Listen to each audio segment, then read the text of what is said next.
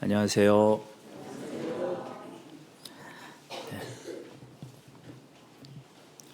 지난주 제가 키가 안 컸는데 마이크가 없는 있어서 네, 같이 기도하시겠습니다. 저희를 사랑해 주시고 구원해 주신 아버지 하나님, 그 사랑과 은혜를 진심으로 감사드립니다. 참으로 우리 죄를 위해서 죽으시고 부활하심으로 영원히 죄를 사해 주시고 자녀 삼아 주신 은혜를 진심으로 감사합니다.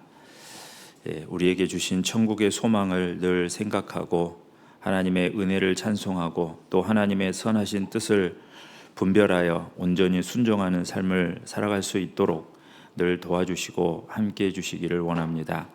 오늘 또 하나님 말씀 앞에 나왔습니다. 이 시간 우리 각 사람에게 필요한 영혼의 양식 채워주시고 정말 영혼이 힘을 얻을 뿐만 아니라 또 배운 말씀대로 온전히 살아갈 수 있는 힘과 능력을 더해 주시기를 간절히 원합니다. 주님 앞에 가는 그날까지 우리의 사명을 결코 잊지 않게 해주시고 항상 이 복음을 전하는 일에 전심전력할 수 있도록 우리의 마음을 인도해 주시고 주관해 주시기를 원합니다. 진행 중인 충계 수양에 이제 말씀을 곧 마치고 귀가하는 시간입니다.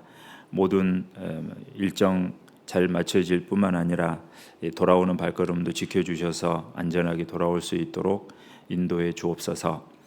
또 교회적으로 준비하고 있는 교구 집회, 무엇보다도 5월 대전도 집회가 곧 다가오고 있습니다. 그 일을 위해서 우리 모든 식구들이 간절한 마음으로 기도하며 준비하며 전도할 수 있도록 해주시고 또 많은 영혼들이 구원 얻는 그 역사가 나타나도록 역사하여 주옵소서.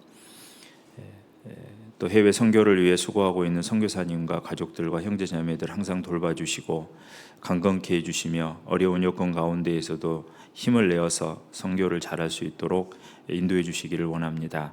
우리 가운데 여러 가지 신앙적으로나 경제적으로나 어려움에 있는 형제자매들 심령을 강건케 해주시고 또 믿음으로 승리할 수 있도록 도와주옵소서. 투병생활적인 우리 귀한 식구들 속히 건강이 회복될 수 있도록 치료해 주시기를 또한 간절히 간구합니다. 이 시간 모든 것 주 성령님께 의지하오며 우리를 사랑해 주시는 예수님 이름으로 기도드립니다. 아멘. 네, 오늘 말씀은 구약성경 에스라서 8장입니다.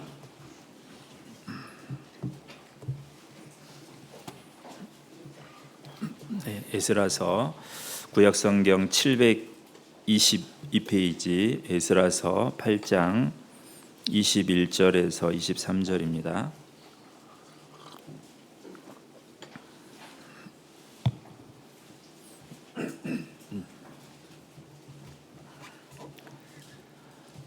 네, 찾으셨으면은 21절에서 23절 말씀을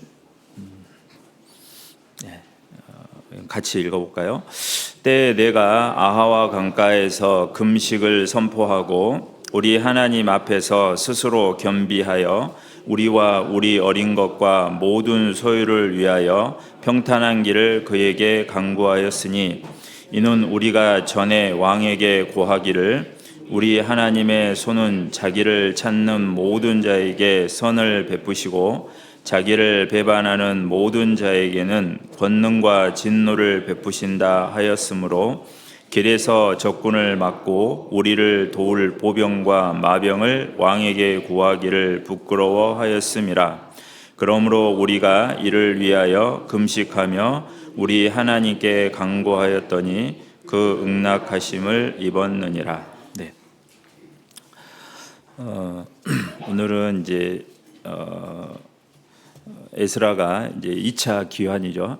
바벨론에서 스룹바벨과 함께 1차 대규모 귀환이 이스라엘로 귀환이 바벨론에서 있었고 이제 에스라와 그러니까 좀 전문 학사들, 율법을 잘 아는 사람들, 그리고 성전에서 하나님을 섬기는 그런 레위인들, 이런 이제 사람들 2차 귀환을 하게 되고, 3차는 느헤미야죠. 성벽을 재건하기 위해서 좀 전문가 그룹 위주로 이렇게 해서 이제 3차 귀환에서 70년 동안 포로 생활하고 다시 이제 돌아오게 되는데요. 그 중에 오늘은 에스라의 귀환 과정에 대해서 생각해 보려고 합니다. 근데 특별히 방금 읽은 말씀에는 이제 먼 여행을 앞두고 바벨론에서 이제 이스라엘로 가야 되죠. 그 과정에서 이제 금식하고 하나님 앞에 겸손한 마음으로 기도하는 이제 그 부분을 이렇게 기록하고 있습니다. 그래서 오늘은 응답받은 에스라의 기도라는 제목으로 말씀을 드리려고 합니다. 이제 기도하면은 우리에게 가장 중요한 것 중에 하나죠. 영적 호흡이라고 하고, 호흡하지 않는 사람은 살 수가 없는 것처럼 기도하지 않으면 우리 영혼이 사실 숨막혀서 살아갈 수가 없는 거죠. 그래서 쉬지 말고 기도하라고 말씀을 하셨는데요. 그냥 기도는 그냥 내가 바라는 것을 무작정 하나님께 말씀하는 것이 아니고, 이 성경을 자세히 보면 우리가 어떻게 기도해야 되는지, 무엇을 기도해야 되는지, 그리고 응답받는 기도는 어떻게 해야 되는지 그런 말씀들이 자세히 나와 있습니다. 그 중에서 오늘은 에스라의 기도를 통해서 여러 가지 교훈을 좀 생각해 보려고 합니다. 이제 기도하면은 성경 외의 인물 중에 많은 사람들이 있지만 이렇게 책을 보면 제가 읽었던 책 중에 이 조지 뮬러라는 사람이 있어요. 알고 보니까 이분도 영국에서 이렇게 활동을 했는데 원래 독일에서 출생을 해가지고 감옥에도 좀 갔다 왔다 그래요. 그리고 이제 구원을 받아가지고 회심을 하고서 영국으로 선교를 떠나서 영국에서 활동을 했던 사람입니다. 그리고 조지 뮬러에 대해서 많이 알려진 것은 그 많은 고아원을 지어서 이 고아들을 돌봤다, 그런 내용과 더불어서 가장 인상에 남는 것이 그 5만 번 기도 응답을 받은 조지 뮬러, 이런 책이 있어요. 그래서 제가 눈에 들어온 게 5만 번이었습니다. 그래서 야, 어떻게 5만 번 기도 응답을 받았다고 그걸 다 셌을까? 이것도 신기했고, 진짜로 다 구원을 받았을, 그 기도 응답을 받았을까? 그런데 그 책을 보면은 뭐 3,200번은 5만 번 중에서 즉시 그 자리에서 응답받았다고 합니다. 좀 대단한 사람이죠. 그래서 이제 이분의 생애를 보면은 20살 때 구원을 받고 26살인가 이제 29살 때 영국으로 건너가게 되고요. 그리고 이제 쭉 이렇게 전도를 하다가 놀라운 것은 70세가 돼가지고, 70세 하면 우리는 이제 은장에 갈 때 나이잖아요. 근데 이분은 70세부터 시작해서 세계 선교를 했다 그래요. 그래서 42개국 나라에 17년 동안 해외 선교를 했다고 합니다. 그래서 참 대단하죠. 그리고 이제 92세까지 살았다고 이렇게 역대기가 나오는데요. 어쨌든 중요한 것은 이분이 기도응답을 너무 많이 받았고 고아원을 너무 많이 이렇게 세워서 그런 것들을 전부 다 기도해서 응답받아서 세웠다고 하거든요. 그래서 이제 인터뷰를 할 때 그렇게 위대한 일을 많이 하셨는데 어떻게 그거를 할 수 있었습니까? 라고 질문을 했는데요. 그분 대답이 뭐였냐면 자기가 가장 열심히 한 것 중에 하나는 성경을 읽는 거였다. 그래서 자기가 그때까지 회심하고서 그때까지 살면서 성경을 100번 통독을 했다라고 하거든요. 창세기부터 요한계시록까지 100번을 읽었는데 그 중에서 읽을 때마다 자기의 마음이 늘 새로워졌고 한 번도 실증난 적이 없었다. 그래서 그 말씀을 계속 읽음으로써 영적인 활력을 얻었고 하나님과 밀접하게 교제하고 그러고 이제 기도하고 그래서 응답을 받았다고 합니다. 처음에 이제 회심하고서 2, 3년 동안은 성경을 안 읽었다 그래요. 그래서 자기가 구원받은 삶 속에서 그 3년은 죽은 그리스도인의 삶 이렇게 얘기를 합니다. 그래서 성경을 가까이 하고 읽지 않았기 때문에 그리스도인으로서 하나님이 주시는 기쁨이 있잖아요. 우리는 구원받은 사람 안에만 있는 차원 기쁨이 있죠. 그런 기쁨도 없고 또 내가 무엇을 위해 살아야 되는지 그런 삶의 목적, 그런 사명도 알지 못하고 살았다는 겁니다. 그런데 성경을 계속 읽으면서 그런 부분들에 대해서 기쁨도 더욱더 세워지고 그리고 내가 뭘 위해 살아야 되는지를 명확하게 알게 되었다. 그래서 이분이 성경 읽기를 일과로 하면 그건 가장 큰 은혜다 이렇게 얘기를 했거든요. 근데 여러분 하루 종일 성경 읽어보셨어요? 아마 처음에는 좋은데 그 한 달 동안 해보라 하면은 진짜 이 조지 뮬러처럼 그렇게 기쁜 마음으로 한 달 동안 계속 성경을 읽을 수도 있는 사람도 있겠지만 또 때로는 아마 하루 종일 쉬지 않고 아침 8시부터 저녁 8시까지 성경을 읽는다? 아마 그게 처음에는 기쁜데 막 일주일 지나면 좀 지칠 거예요.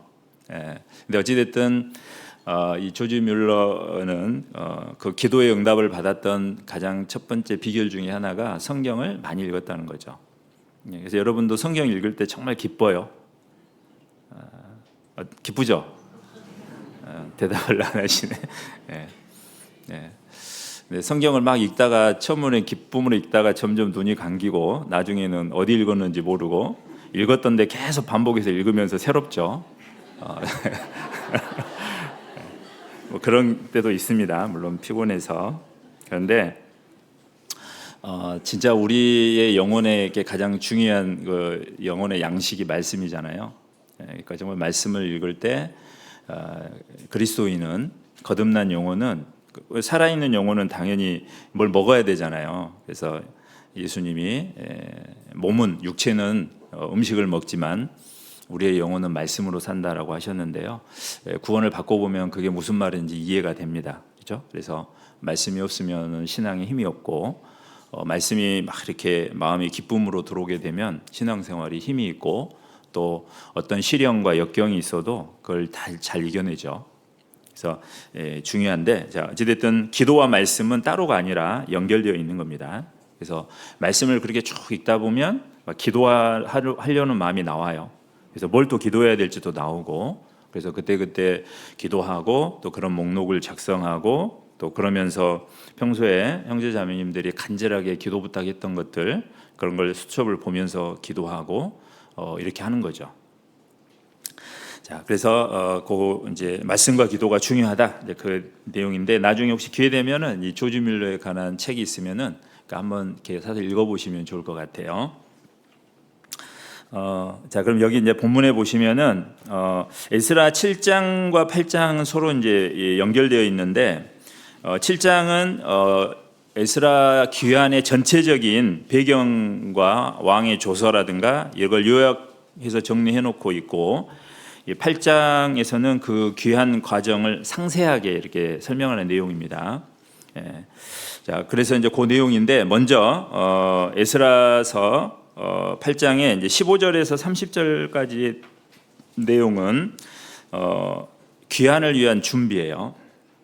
이제 다시 돌아가기 위해서 준비를 하는 것이 나와 있는데 15절에 보시면 내가 무리를 아하와로 흐르는 강가에 모으고 거기서 3일 동안 장막에 유하며 백성과 제사장들을 살핀즉 그 중에 레위 자손이 하나도 없는지라. 먼저 이제 귀환을 이렇게 계획하고 다 모여서 3일 동안에 이제 장막을 거하면서 에스라가 백성과 제사장들을 살펴본 겁니다. 근데 그 중에 레위 자손이 하나도 없었죠. 그러니까 이제 가서 성전이 재건되고 거기서 하나님을 섬겨야 되는데 그 핵심 봉사 활동을 해야 하는 사람들이 레위인들인데 레위인들이 빠져 있는 거예요. 그러니까 이거 안 살폈으면 어떻겠어요? 막 기대를 걸고 갔는데 중요한 레위인들이 빠져 있으면 그 성전에서 제사 하나님께 드리는 그 제사 활동을 할 수가 없잖아요.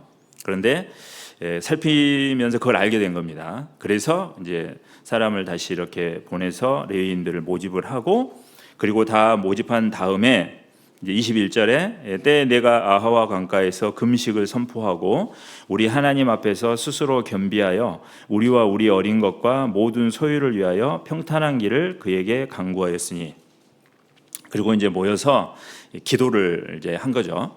금식하면서. 그래서 이제 어떤 중요한 일을 하기 전에, 그러니까 아까도 레위인이 빠진 걸 살핀 것도 하나님께 계속 기도하는 가운데에서 하나님이 분명히 그것을 알려주신 거고, 그리고 이제 다 준비가 돼서 길을 떠나는 그 앞에서도 하나님께 기도를 하죠.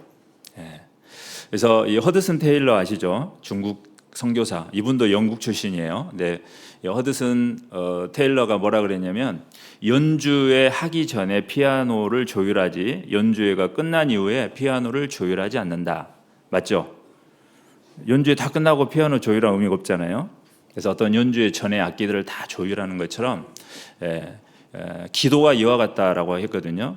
그래서 우리가 어떤 신앙생활을 하고 무엇을 하든지, 그리고 하루를 시작할 때도 제일 먼저 하나님을 의지하는 간절한 기도가 그 하루를 조율하는 것과 같다, 이렇게 얘기를 했습니다. 기도의 중요성을 얘기한 거죠. 그래서 우리가 매일 아침에 제일 먼저 눈을 뜨고 해야 될 일 중에 중요한 것이 하루를 조율하는 것, 그게 바로 기도죠. 기도와 말씀으로 하루를 시작하는 것이 너무나 중요하죠. 그래야지 그 하루가 잘 활동이 되겠죠. 조율이 되지 않는 피아노를 가지고 연주회를 하면 어때요? 소리가 막 이상하게 나오겠죠. 그래서 이 기도가 시작할 때 하나님 앞에서 금식을 선포하고, 그리고 스스로 겸비하여서 21절에 평탄한 길을 그에게, 하나님께 간구하였다, 이렇게 말씀을 하고 있죠. 우리가 이제 우리 개인 생활에 하루도 기도로 시작하지만 또 교회적으로도 우리가 여러 가지 일들이 있죠. 그래서 제일 먼저 하는 게 항상 기도부터 시작하잖아요. 그래서 뭐 교회 와서 봉사를 할 때도 시작하기 전에 모여서 기도하고, 또 우리가 이제 집회를 앞두고도 준비할 때 항상 기도로 준비를 하잖아요. 그래서 이제 5월달에 대집회가 있는데, 근데 아침에 이제 제가 이게 소식지를 보면서 조금 이거 좀 안타까운 것이, 대집회 기도 명단이 나와야 되는데 안 나와 있어요. 제가 이제 얘기를 했던 것 같은데 제가 못 챙긴 제 불찰인데, 춘기 수양회는 이제 끝났잖아요, 그죠? 끝났으니까 물론 기도하는 것에 의미가 뭐 없는 건 아니지만, 이교구 집회와 그 다음에 대집회면 지금 3주밖에 안 남았거든요. 그래서 우리가 대집회를 위해서 지금 준비하고 한참 막 이렇게 해야 되는데, 우리 이교구 식구들은 지금 대집회가 더 간절합니까? 교구 집회가 간절합니까? 솔직하게 좀 그 마음이요. 우리가 이제 교구 집회 중요하죠. 교구 집회도 간절하게 하고 그만큼 대집회도 간절하게 준비를 하는 게 맞죠. 그래서 우리 이제 처음에 지금 상교구, 사교구 집회를 했는데 보니까 되게 열심히들 준비를 많이 하시더라고요. 참 우리가 대집회 할 때 그렇게만 준비하면 정말 많은 분들이 구원받고 많은 분들이 이렇게 말씀 앞에 나올 수 있겠다 생각이 들어요. 그런데 이상하게 교구 집회는 너무 열정적으로 하시는데, 대집회는 그냥 알아서들 잘 하겠지 이런 생각이신지, 너무 믿음이 좋아서 그냥 뭐 기도만 하면 잘 되겠지 이렇게 생각을 하시는지는 모르겠지만, 어쨌든 조금 그런 부분들을 더 힘을 내야 되겠다 이런 생각이 들거든요. 그래서 우리가 이 모든 것들에 대해서 기도로 준비하는 게 너무 중요하다. 그래서 꼭 우리가 일정표 나오면 연간계획표가 있으니까요. 그리고 앞으로 이제 소식지에도 계속 그 월간 일정표가 나올 텐데, 그걸 보시면서 교회의 중요한 일정들을 위해서 미리서 기도하고, 또 기도할 뿐만 아니라 계획을 잘 세우는 것이 필요합니다. 그래서 에스라도 다 모여서 이렇게 3일 동안 장막을 유하면서 3일 동안 살폈잖아요, 쭉 이렇게. 그래서 부족한 것을 찾아내고 중요한 것 중에 빠진 것들을 찾아낸 겁니다. 우리도 마찬가지라고 생각을 합니다. 늘 반복되는 행사처럼 생각할 것이 아니고, 우리는 행사를 진행하는 게 아니잖아요. 우리가 집회를 하는 것은 그냥 행사, 전도 집회나 행사를 하는 게 아니고 영혼을 살리는 일을 하는 아주 중요한 일이죠. 그래서 우리가 이 세상에 존재하는 우리의 삶의 목적이 복음을 전하는 것이기 때문에, 그 일을 위해서 우리가 행사로 생각하지 않고 정말 간절하게 기도하고 함께 마음을 모으고 함께 전도하는, 그리고 봉사하는 그런 시간들을 갖는 것이 중요한 겁니다. 그래서 이 기도로 시작했다라는 것이죠. 그리고 특별히 이제 왜 이제 이렇게 더 간절하게 기도를 했냐면 22절에 보시면 이는 우리가 전에 왕에게 고하기를 우리 하나님의 손은 자기를 찾는 모든 자에게 선을 베푸시고 자기를 배반하는 모든 자에게는 권능과 진노를 베푸신다 하였으므로, 지금 이제 포로 생활을 하고 있고 그 바벨론의 왕 아래 있잖아요. 근데 그 왕에게 말하기를 우리 하나님은 자기를 찾는 모든 자에게 선을 베푸시고 그리고 자기를 배반하는 모든 자에게는 권능과 진노를 베푸신다 하였다, 이렇게 이제 얘기를 한 겁니다. 하나님에 대해서 얘기를 한 거죠. 특히 이제 에스라는 학사였기 때문에 성경을 아주 잘 알았거든요. 그래서 이것이 역대하 15장 2절에 이런 말씀 나오는데 우리 하나님의 능력이 있고 우리는 그 하나님을 섬긴다, 이렇게 얘기를 한 겁니다. 아마 좀 조롱하는 마음을 가졌다면 그런데 너희는 왜 포로 생활하고 있냐, 이렇게 할 수도 있겠죠.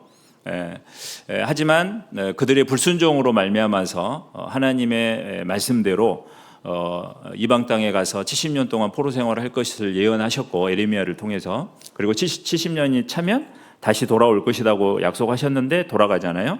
그러니까 그렇게 조롱한다면 그렇게 해서 우리가 잘못해서 됐지만 이제 돌아가고 있지 않느냐, 하나님이 하시는 것이다. 그래서 고레스가 칙령을 베풀어서 그들이 이제 갖고 계속 돌아가고 있는 상황이니까요. 어찌됐든 하나님은 이런 분이다, 하나님을 의지하는 자에게 하나님이 능력을 베푸신다, 이렇게 자랑하고 막 이렇게 하나님에 대해서 얘기를 했는데, 그런데 우리 돌아가야 되니까 왕에게 병사를 좀 군인을 보내주셔갖고 우리 좀 옆에서 이렇게 보호해 주시면 좋겠습니다라고 하는 게 어때요? 에스라의 입장에서는 그게 이제 마음의 허락이 안 된 거죠. 그래서 여기 길에서 적군을 막고 우리를 도울 보병과 마병을 왕에게 구하기를 부끄러워하였습니다, 그랬죠. 그러니까 이제 한 말이 있잖아요. 그러니까 하나님이 다 도와주신다고 이렇게 하나님에 대해서 자신 있게 얘기를 했는데 이제 좀 도움을 요청하는 것이 부끄럽게 생각을 한 겁니다. 자, 그러면 이제 그렇게 얘기를 했고 이제 그런 도움 없이 그들이 바벨론에서부터 이제 이스라엘까지 가야 되잖아요. 그러면 이제 그 길이 쉬운 길은 아니고 가는 길에 적군도 많고 회방하는 사람들도 많고, 뭐 옛날 우리말로 말하는 산적이죠. 도적들도 많이 있고, 무슨 일이 일어날지 모르잖아요. 자, 그런 상황에서 이제 하나님만 의지해야 되는 그런 상황이 된 거죠. 물론 모든 일들을 항상 이렇게만 하라는 건 아닙니다. 에스라는 이렇게 했어요. 근데 이제 느헤미야 2장 9절에 보면 느헤미야는 왕의 도움을 받죠. 왜냐하면 느헤미야는 그 상황에서 왕의 도움을 받는 것이 하나님의 섭리라고 믿었어요.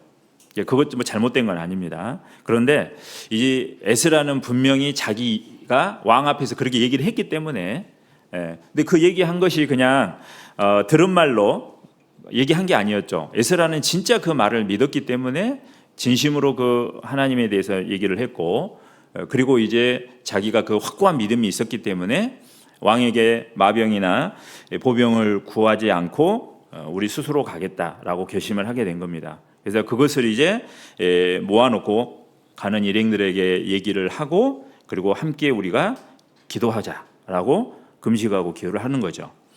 23절, 그러므로 우리가 이를 위하여 금식하며 우리 하나님께 간구하였더니 그 응낙하심을 입었느니라. 그러므로 우리가죠. 그러니까 합심기도한 거잖아요. 에스라가 그렇게 하니까 옆에 사람들이 그건 에스라 당신 얘기하니까 당신만 기도해요. 그리고 당신 혼자 따로 가요. 우리는 보병이나 이 도움을 받아서 갈 테니까, 이렇게 마음이 나눠질 수도 있는 거 아니겠어요? 왜 그런 말을 해가지고 이렇게 위험에 우리를 이렇게 몰아가느냐라고 뭐 원망할 수도 있는 상황이잖아요. 하지만 그 모두가 마음을 같이 해서 금식하며 우리 하나님께 간구하였다 말씀을 하고 있죠. 그리고 그 응낙하심을 입었느니라. 실제로 그 기도의 응답을 받게 된 겁니다. 자, 앞에 7장 6절에 보시면은 7장 6절에 보시면 자, 이 에스라가 바벨론에서 올라왔으니 저는 이스라엘 하나님 여호와께서 주신 바 모세의 율법에 익숙한 학사로서 그 하나님 여호와의 도우심을 입음으로 왕에게 구하는 것은 다 받는 자더니. 근데 에스라를 뭐라고 이렇게 했어요? 이제 7장은 돌아온 것을 정리한 거 8장에 상세하게 얘기한 거라 그랬죠? 아까 그 말씀 놓친 사람은 뒤에는 간다 그랬는데 여기는 벌써 도착했네, 앞뒤가 안 맞아, 이렇게 하실 수 있는데, 그 이제 아까 말씀드린 것처럼 7장은 개요를 얘기하고 8장은 상세하게 얘기한 겁니다. 자, 그래서 바벨론에서 올라왔는데 이 에스라는요, 왕에게 구하는 것은 다 받는 자더니, 그러니까 에스라가 왕에게 요청하면 다 주는 그런 위치에 있었어요. 그만큼 왕과의 어떤 관계가 아주 좋은 거잖아요. 하나님의 도우심으로.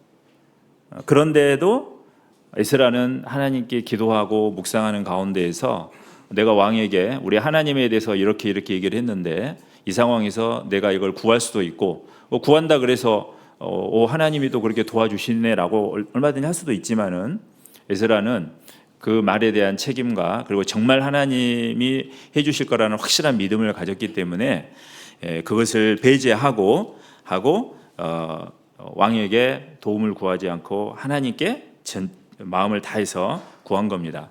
그러니까 금식하면서 기도했다라는 말은 정말 간절하게 마음을 다해서 하나님만 의지하는 그런 마음으로 기도를 했다라는 것을 알 수가 있죠. 그래서 이 에스라가 평소에도 그런 믿음의 기도를 통해서 하나님으로부터 많은 것을 얻었다라는 걸 알 수 있습니다. 그래서 그 하나님의 사람이기 때문에 왕도 에스라에 대해서는 무엇이든지 구하면 그것을 응답해 주는 그런 믿음을 갖게 되었다는 걸 알 수가 있죠. 자, 우리는 이 사건을 통해서 우리가 좀 교훈 받아봐야 될 것은, 첫 번째로 우리도 그리스도인은 무엇으로 사느냐? 믿음으로 산다 그러잖아요. 우리가 믿음으로 구원받고 믿음으로 삽니다. 믿음으로 산다는 것이 무엇입니까? 뭘 믿음으로 산다 그래요? 하나님의 도움을 전적으로 의지한다는 거죠. 그런 마음으로 살아가는 것이죠. 그리고 그렇게 살아갈 때 하나님이 응답해 주시고 그 응답함에 대해서 항상 하나님께 감사함으로 영광을 돌리는 거잖아요. 우리는 눈에 안 보이지만, 하나님이 안 보이지만 그 하나님께 기도하고 그 하나님께 의지해서 살아가는 생활이 그 믿음으로 사는 생활이에요. 그래서 우리가 이제 신앙생활 하는 가운데서 그걸 하나하나 배워가는 겁니다. 때로는 실패할 때도 있죠. 그런데 믿음으로 살지 못하고 이제 세상에 눈에 보이는 것 때문에 선택을 잘못해서 이렇게 뭔가 좌절을 겪을 수도 있고 또 어려움을 겪을 수도 있죠. 그러나 중요한 것은 절대 믿음 중에 버리지 말아야 될 믿음이 뭐냐면 내 안에 거하라죠. 우리 전도집 할 때마다 포도나무 비유 늘 배우잖아요. 그 요한복음 15장 말씀은 아주 우리 마음판에 딱 새겨져야 됩니다. 그래서 어떠한 교제를 떠나려고 하는 뭔가 상황이나 어떠한 것이 와도 내게 붙어 있으라. 그거 하나만 잘해도 돼요. 그래도 그 신앙이 사실은 성공한 신앙이 됩니다. 그래서 우리가 신앙생활 하다 보면 여러 가지 어려움도 겪게 됩니다. 항상 좋은 일만 있는 건 아니라고 말씀을 하셨잖아요. 그런데 주님을 떠나지 않고 끝까지 예수님 안에 거하면 반드시 내가 가지고 있는 믿음들, 또 내가 하나님께 기도했던 것들이 하나하나 삶 속에서 이루어지는 것을 분명히 체험하게 됩니다. 하나님은 그렇게 해주시는 분이거든요.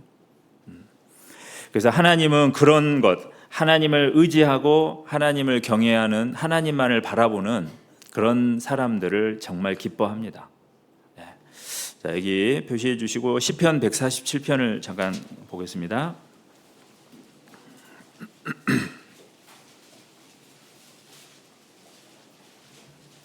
시편 147편 10절 11절 10절 11절 같이 읽어보겠습니다. 여호와는 말의 힘을 즐거워 아니하시며 사람의 다리도 기뻐 아니하시고 자기를 경외하는 자와 그 인자하심을 바라는 자들을 기뻐하시는도다. 자, 하나님이 기뻐하시는 사람들이 누구냐? 하나님을 경외하고 그분의 인자하심을 간절히 바라는, 구하는 그런 자들을 하나님이 기뻐하신다 말씀하셨죠. 10절에 있는 것처럼 그 말이 막 힘이 강하잖아요. 말이. 네, 그 말의 힘을 즐거워하지 아니하시고 또 사람의 다리도 기뻐하지 아니하신다. 그러나 하나님을 참으로 마음에서부터 이제 경외하고 그리고 항상 하나님의 인자하심과 자비를 바라고 하나님께 기도하고 의지하는 그 사람을 하나님이 기뻐하신다. 이렇게 말씀을 하신 겁니다. 그러니까 이 하나님을 경외하고 하나님의 인자함을 바란다는 것은 능력, 참된 능력, 힘이 어디서 나오냐? 세상 사람들은 능력, 그럼 권력, 권세 뭐 이런 거 생각하면은 이제 대통령이든 무슨 이런 권세를 생각하잖아요.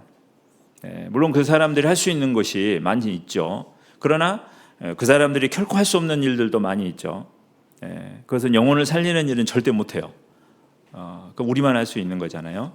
자, 어찌됐든 하나님이 우리를 통해서 그런 일을 하는데 하나님은 모든 능력이 다 있습니다. 그러니까 그 하나님께 모든 능력이 있다고 아는 사람은 나는 하나님께 쓰임 받는 도구다 이렇게 생각을 하는 거죠. 그래서 항상 겸손한 마음이 되고 늘 하나님을 의지하게 되고 그리고 나를 통해서 이루어지는 모든 일들에 대해서 자기 의를 드러내지 않고 하나님께 항상 영광을 돌리는 사람이 되는 거예요. 그게 진짜 겸손한 사람이잖아요. 그래서 우리도 이제 신앙생활 하다 보면 어떤 분은 너무 겸손하신 분이 많아요. 그 마음의 신앙이 정말 신앙도 엄청나게 이렇게 성숙되어 있고 그리고 성도들 모르는 그런 상황에서 정말 많은 교회를 위해서 희생하고 수고하고 이런 분들이 있어요. 근데 그걸 잘 안 드러내죠. 그러니까 우리가 이제 하나님 앞에 가면 그거 알 수 있을 텐데 잘 안 드러나요. 근데 그걸 막 이렇게 드러내는 사람이 있거든요. 그러면 입으로는 와, 참 큰 일을 하셨네 하는데 하나님 모실 때는 그래 네가 했냐 이렇게 하시겠죠. 하나님이 그런 생각 안 드세요? 저 그런 생각이 들거든요. 네가 했냐 이렇게. 그러니까 그런 말을 생각해 보면 하나님 앞에 항상 겸손해야 되잖아요. 그러니까 그 겸손함이 시작이 11절에 자기를 경외한다. 하나님을 경외하면 당연히 겸손할 수밖에 없죠. 그리고 하나님의 능력이 어떤지를 잘 알고 온전히 하나님의 능력에 의지하는 사람이에요. 그래서 내가 뭘 해도 이건 주님이 해주셨다. 그래서 신약성경에도 보면 봉사할 때요 하나님의 능력으로 하는 것 같이 하라 그랬잖아요. 실제로 하나님의 능력으로 우리가 하는 겁니다. 그래서 포도나무가 예수님이고 가지가 내가 난데 붙어 있으니까 능력이 나오는 것이지 떨어져 있으면 아무 능력이 없죠. 실제로 우리가 그런 걸 많이 봐요. 교회에서도 그렇게 쓰임 받았던 사람들도 교회에서 떨어지면 가서 뭐 큰일 할 것 같은데 아무것도 못 하거든요. 그래서 가지가 나무에서 떨어지면 말라 비틀어져서 아무것도 맺힐 수 없다라고 예수님이 요한복음 15장에 말씀하셨잖아요. 그래서 그걸로 인해서 어때요? 사람들이 모아다가 불사르느니라. 사람들한테 이게 조롱거리가 되는 거예요. 야, 한때는 뭐 믿음 좋다 그러고 뭐 열심히 하는 것 같더만 이제 보니까 어떻게 이렇게 돼버렸냐 이렇게 되는 거잖아요. 그러니까 과거에 그런 분들이 가끔 있어요. 정말 열심히 하고 열심히 교회 안에 했는데 결국은 그게 자기 의가 되었고 그리고 이제 스스로 교회에서 떨어지죠. 그리고 나중에 보면은 막 잘 될 것 같은데 다 돌아보면 그렇지 않습니다. 그래서 우리는 늘 이 하나님을 경외하고 그러니까 하나님의 인자하심을 바라는 그런 마음으로 살아요. 그러면 절대 이게 겸손한 사람은 넘어질 일이 없고 그리고 하나님이 함께 하시고 하나님이 높여주시고 하나님이 결국은 승리하게 해주신다. 약속하셨으니까. 우리는 그 마음을 가지고 있어야 됩니다. 여기 또 바로 앞에 46편 바로 앞에 보시면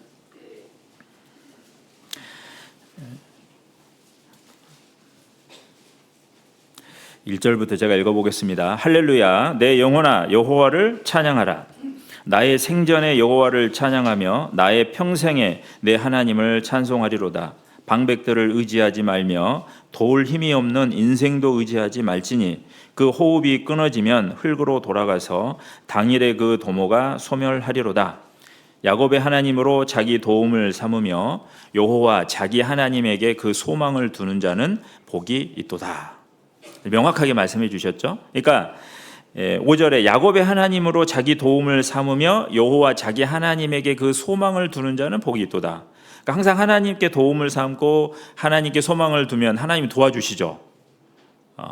그리고 늘 소망을 하나님께 두기 때문에 지나가거든요. 예. 진짜 역경과 시련의 시간이 우리에게 올 수 있는데 어떤 분이 그래요. 너무 힘들었는데 지나가더라. 우리가 너무 힘들 때 그러잖아요. 서로 위로의 말로 어떻게 해요? 이 또한 지나가리라. 이렇게 하잖아요. 학창 시절에도 공부하는 게 너무 힘들어가지고 이렇게 하는데 그거 금방 지나갔어요. 저도 보니까 금방 지나갔더라고요. 그때는 막 너무 힘들어가지고 공부를 꼭 해야 돼, 뭐 이렇게 하고 그리고 여러 가지 뭐 군 생활 중에도 이거 뭐 30 몇 개월 어떻게 보내냐. 근데 또 지나가요. 이렇게 뭐 어떻게 거꾸로 가도 국방부 시기는 돌아간다. 그게 참 위로가 됐는데, 그래서 훈련소 들어가면 이렇게 딱 침상 위에 보면은 이게 딱 앞에 선임들이 다 읽어놨어요. 6주 동안 쭉 해갖고 그거 보면서 위로가 되죠. 근데 막 들어가가지고 제대 몇 년 남았다 그러면 웃기잖아요. 근데 어찌됐든 시간이 지나가요. 우리도 형제자매님, 형제들 이렇게 군대 간다고 인사하는데 벌써 나왔냐 이렇게 그러잖아요. 본인은 엄청 힘들었는데 벌써 나왔다고 그러잖아요. 그러니까 어쨌든 시간이 흘러가면 지나가는데 그 어려운 가운데 똑같이 그 어려움을 겪지만 그 가운데서 정말 하나님의 도움을 삼고 하나님께 소망을 두면 하나님이 도와주셔서 내가 이겨낼 수 있다. 그 믿음으로 하면 그거 지나가거든요. 그리고 돌아서 보면 그때는 내가 못 느꼈는데 하나님이 함께 하셨구나. 하나님이 인도하셨구나. 그것을 깨닫게 되죠. 그래서 1절 2절에 있는 것처럼 할렐루야 내 영혼아 여호와를 찬양하라. 나의 생전의 여호와를 찬양하며 나의 평생의 내 하나님을 찬송하리로다. 그게 나오는 거예요. 근데 하나님을 의지하지 않고 하나님께 소망을 두지 않고 자기 힘과 그 다음에 이 방백들을 의지하고 사람들을 의지해서 살아가면 어떻게 됩니까? 하나님께 진짜 찬양이 되겠습니까? 그 진짜 찬송이 안 되는 거죠. 그래서 하나님을 의지하는 자를 하나님이 기뻐하신다. 그리고 그 사람이 복되다고 하신 겁니다. 하나님을 더욱 깊이 알아가죠. 그리고 항상 하나님을 의지하는 자는 사시사철 푸르러요. 예레미야 17장을 또 한번 보겠습니다. 예레미야 17장.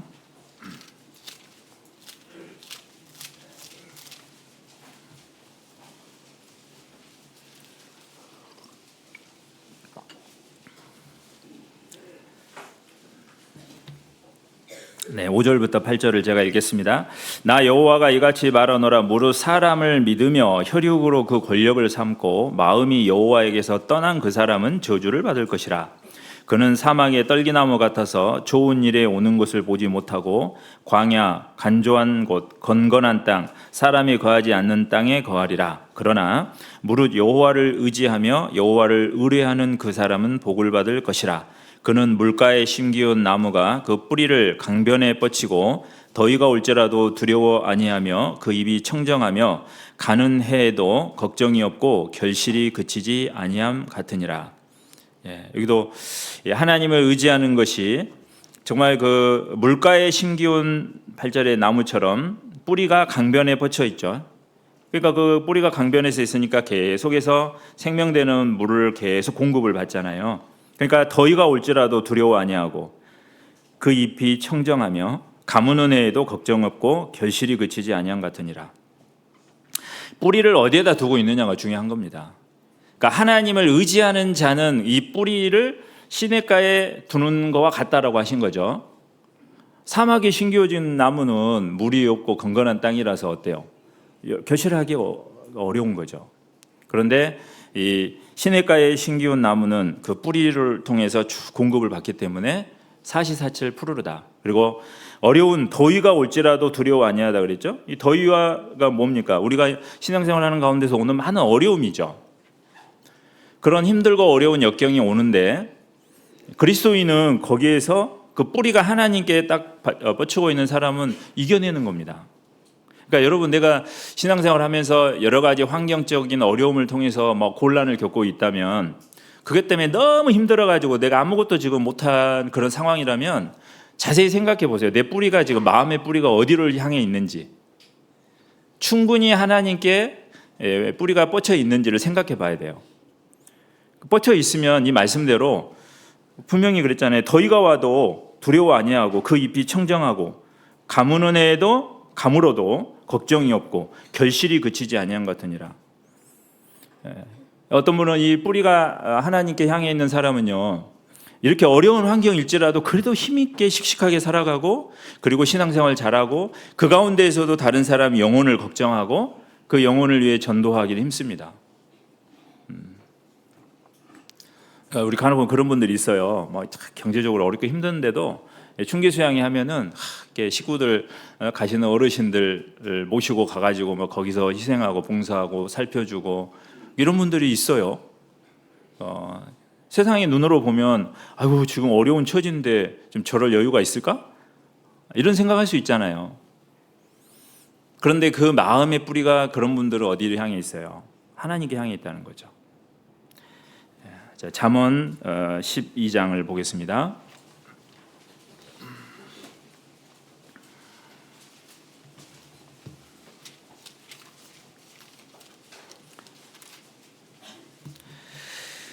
잠언 12장 3절 같이 읽어보겠습니다. 사람이 악으로 굳게 서지 못하나니 의인의 뿌리는 움직이지 아니하느니라. 의인의 뿌리잖아요. 뿌리. 의인의 뿌리는 움직이지 않는다. 그리고 12절을 또 같이 읽어보겠습니다. 악인은 불의의 일을 탐하나 의인은 그 뿌리로 말미암아 결실하느니라. 무엇으로 결실하죠? 뿌리예요, 뿌리. 그러니까 이 내 마음의 뿌리가 결실을 하는 건데 이 뿌리가 어디를 향해 있느냐예요. 아까 예레미야 말씀에 있는 것처럼 하나님께로, 하나님을 의지하고 하나님의 도움을 간구하는 사람은 하나님께로 뿌리가 있다 이렇게 향해 있는 거거든요. 그러니까 그 뿌리로 말미암아 결실하잖아요. 그런 사람에게 삶에서 결실이, 열매가 맺혀지는 거죠. 막 입으로 막 거창하게 얘기한다고 그게 아닙니다. 신앙생활을 겉으로는 막 뭔가 열심히 하는 것 같아도 그 마음의 뿌리가 온전히 하나님께 딱 뻗어 있지 않으면 결실이 안 돼요. 입만 무성할 뿐이죠. 그래서 내 마음속에 힘들고 어려운 일 있을 때 진짜 내가 온전히 하나님을 바라보고 능력을 의지하고 하나님께 이렇게 향하고 있는가, 그리고 내 마음이 항상, 내 마음이 뿌리가 늘 하나님의 말씀과 교회, 교제 안에 이렇게 쭉 뻗쳐 있는지를 돌아보는 게 필요한 거죠. 하나님은 그런 사람을 기뻐하십니다. 그리고 하나님은 살아계시잖아요. 그러니까 반드시 말씀대로 해주시잖아요. 우리는 그것을 믿어야 됩니다. 그런 예들을 성경에 많이 알려주셨죠. 뭐 다윗이 골리앗과 싸울 때도 하나님의 이름으로 나갔잖아요. 물론 물맷돌이 보잘것없고 거구죠. 그 골리앗이. 그리고 무기도 방패도 다 있지만은 거기에 비하면 다윗은 너무 왜소하고 작은, 나이도 어리고, 그리고 물맷돌이지만 하나님의 이름을 의지해 갔을 때, 하나님의 능력이 나타났을 때 골리앗을 물리쳤죠. 그걸 무엇을 설명합니까, 우리한테? 내가 가진 것이 없고 세상에서 보잘것이 없는 사람일지라도 내가 가지고 있는 믿음은 하나님의 능력을 얼마든지 나타내게 할 수 있는 거예요. 그리고 그 믿음으로 하나님의 능력을 이끌어내는 것이 우리의 기도잖아요. 기도는 엄청난 힘과 능력이 있는데 실제로 우리가 활용을 못해요. 기도의 능력은 정말 엄청난데 활용을 못하는 게 좀 안타깝죠. 요즘에 우리가 보면은 뭐 전자기기 좋은 것이 얼마나 많이 나와 있습니까? 근데 그 기능을 다 활용을 못하죠. 네, 활용 잘하는 사람은 정말 잘해요. 그래서 지금은 이제 안 그러겠지만 예전에는 이 스마트폰 나왔을 때 맨날 통화하고 문자하는 것만 알았는데 잘하는 분 어때요? 거기다가 음악도 다운받아가지고 있죠. 이제 좋아하는 음악도 듣기도 하고 막 여러 가지 그 기능들을 활용하거든요. 그래서 예전에 제가 막 그렇게 하니까 어떤 목사님이 목사님 활용을 잘하시네요. 다 그러시면서 똑같은 기종을 사가지고 제가 한 대로 그대로 똑같이 이렇게 다 깔고 하시더라고요. 그러니까 기능이 많지만 그걸 활용을 못하는 것처럼 하나님의 그 능력은 무궁하지만 우리가 그 능력을 끌어내지를 못한다. 근데 그것이 기도가 됩니다. 그래서 우리가 정말 기도하는 것에 대해서 잘 생각해보고 실제로 우리 삶에서 기도하고 그 능력을 이끌어내야 됩니다. 그래서 바울 사도도 그 평생에 많은 그 사역 가운데 어려움이 있었지만요, 항상 하나님께 의지했고 항상 기도했고 그리고 성도들에게도 기도 부탁을 많이 했잖아요. 그런데 반대로 하나님을 의지하지 않으면 어때요? 그때 당시는 잘 되는 것 같지만 시간이 지나면 결코 성공하지 못합니다. 성경은 계속 그것을 얘기하고 있죠. 그런데 사람들은 막 무의식적으로 아니면 마음은 그러니까 머리로는 하나님을 의지해야 되는데 아는데 실제로 상황이 닥치면 자꾸 그거보다는 현실적으로 그냥 도움을 얻고 현실적인 방법으로 해결하려고 하는 그런 게 막 올라오죠. 자, 이사야서 30장 한번 더 보겠습니다. 이사야서 30장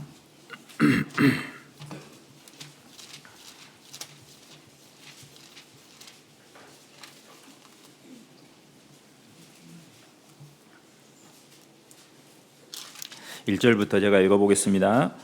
여호와께서 가라사대 화 있을진저 패역한 자식들이여 그들이 개교를 베푸나 나로 말미암아 하지 아니하며 맹약을 맺으나 나의 신으로 말미암아 하지 아니하였음이로다. 그들이 바로의 세력 안에서 스스로 강하려 하며 애굽의 그늘에 피하려 하여 애굽으로 내려갔으되 나의 입에 묻지 아니하였으니 죄의 죄를 더하도다. 그러므로 바로의 세력이 너의 수치가 되며 애굽의 그늘에 피함이 너희의 수욕이 될 것이라. 애굽은 세상을 얘기하거든요. 그러니까 뭔가 약속을 하든 뭘 하든 하나님을 빼놓고 하는 것은 그게 죄라고 그랬잖아요. 그런데 3절에 바로의 세력이 너희의 수치가 되며 애굽의 그늘에 피함이 너희의 수욕이 될 것이라. 그 강대했던 그 당시에 이 애굽이 강한 나라였지만 결국은 지금 보면 어떻습니까? 흔적도 없이 흔적은 남아 있지만 거의 아무런 어떤 세상에 지금은 영향을 미치는 그런 거 상관없는 나라가 됐잖아요. 그러나 하나님은 그렇지 않는 겁니다. 영원토록. 이제 물론 어젠가 그젠가 교황이 얘기할 때 한 줌의 흙으로 가는 그 사람들에 의해서 세상이 어려움을 겪는다 그걸 비슷한 얘기 했잖아요. 제가 아직까지 그 교황들이 말한 것 중에 그 말이 제일 마음에 들어요. 한 줌의 흙 맞잖아요. 지금 전쟁을 일으켜서 자기 말이면 다 될 것처럼 해도 몇 년 후 지나면 어떻게 됩니까? 한 줌의 흙이에요. 대통령이 자리에서 내려가면 아무것도 아니죠. 그런데 그것이 모든 것인 것처럼 막 사람들이 이렇게 바라보지만 하나님 보실 때에는 그냥 한 줌의 흙이죠. 그래서 우리가 무엇을 정말 의지하고 살아야 되냐, 그것은 항상 우리에게 생각해 봐야 될 것이고 하루하루 삶 속에서 늘 고민해 봐야 될 겁니다. 하루에 기도를 할 때도 하나님 오늘 하루 온전히 내 생각이 아니라 하나님의 뜻대로만 또 하나님을 의지하는 가운데 승리하고 살아갈 수 있도록 그런 것을 기도하는 것이 맞죠. 그 다음에 한 장 더 31장 또 1절 3절에 보면 도움을 구하러 애굽으로 내려가는 자들은 화 있을진저 그들은 말을 의뢰하며 병거의 많음과 마병의 심히 강함을 의지하고 이스라엘의 거룩하신 자를 앙모치 아니하며 여호와를 구하지 아니하거니와 여호와께서도 지혜로우신즉 재앙을 내리실 것이라. 그 말을 변치 아니하시고 일어나사 악행하는 자의 집을 치시며 행악을 돕는 자를 치시리니 애굽은 사람이요 신이 아니며 그 말들은 육체요 영이 아니라 여호와께서 그 손을 드시면 돕는 자도 넘어지며 도움을 받는 자도 엎드러져서 다 함께 멸망하리라. 자, 하나님은 분명하게 말씀을 하셨습니다. 그래서 우리가 온전하게 항상 우리 마음에서부터 에스라처럼 왕에게 구하는 것은 다 받는 그런 사람이었지만 진짜 하나님만을 의지해서 하나님께 구하고 그리고 거기에 대한 응답을 받게 되었죠. 우리도 그런 마음이 필요한 거예요.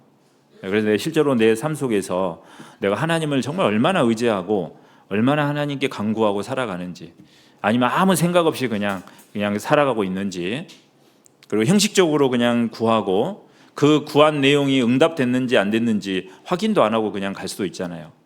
그러니까 제가 처음에 말한 조지 뮬러가 5만 번 응답받았다는 것은 자기가 하는 기도 내용 하나하나를 허투루 기도하지 않았다는 거예요. 그러니까 그 기도의 응답을 셀 수가 있는 거잖아요.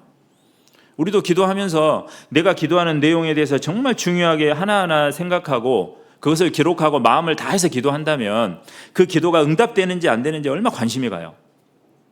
그리고 그 응답되는 게 관심에 갔을 때 응답이 됐을 때마다 그 자기 안에 있는 하나님을 의지하는 그 마음이 더 커지는 거잖아요. 근데 우리가 기도하는 걸 보면은 그냥 해놓고 잊어버리고 뭘 기도했는지도 몰라요. 그러니까 몇 번 응답 받는 것도 확인이 안 되는 거죠. 그래서 우리가 기도하는 그 마음의 자세가 중요한 겁니다. 하나하나 할 때마다 정말 그 기도에 대해서 소중하게 여기고 이건 하나님께 올리는 기도고 그런 게 필요한 거죠. 이따가 이제 응답받는 기도에 대해서 좀 정리할 때 말씀을 드리겠습니다. 그리고 이제 다시 본문에 오시면 23절에 이제 21절에 금식을 선포하고 23절에 금식하며 간구했다라고 되어 있는데 이게 이제 기도의 자세입니다. 무조건 꼭 금식하면서 기도하는 게 다 응답된다 그게 아니라 금식이라는 것은 그 마음의 간절한 표현이죠. 마음이 먼저 간절해지고 정말 그 간절한 것을 하나님께 표시하는 건데 그래서 너희가 금식할 때는 모르게 하라 그랬죠. 예수님이 뭐 금식하는 거 펴내고 하는 사람 있잖아요.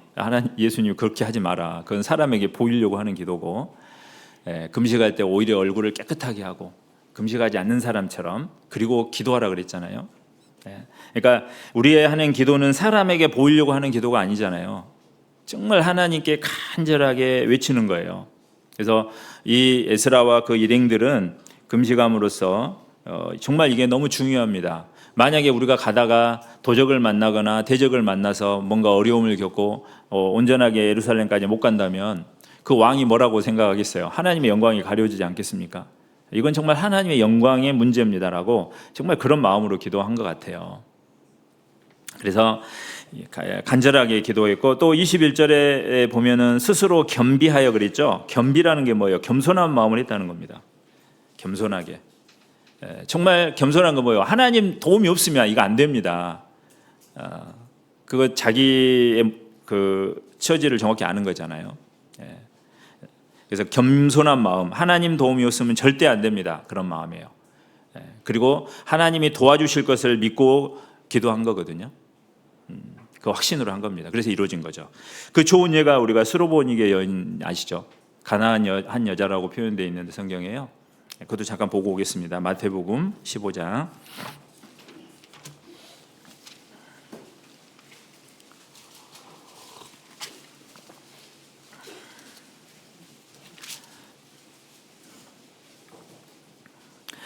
마태복음 15장 22절부터 제가 읽어보겠습니다. 가나안 여자 하나가 그 지경에서 나와서 소리질러 가로되 주 다윗의 자손이여 나를 불쌍히 여기소서 내 딸이 흉악히 귀신 들렸나이다 하되 예수는 한 말씀도 대답지 아니하시니 제자들이 와서 청하여 말하되 그 여자가 우리 뒤에서 소리를 지르오니 보내소서.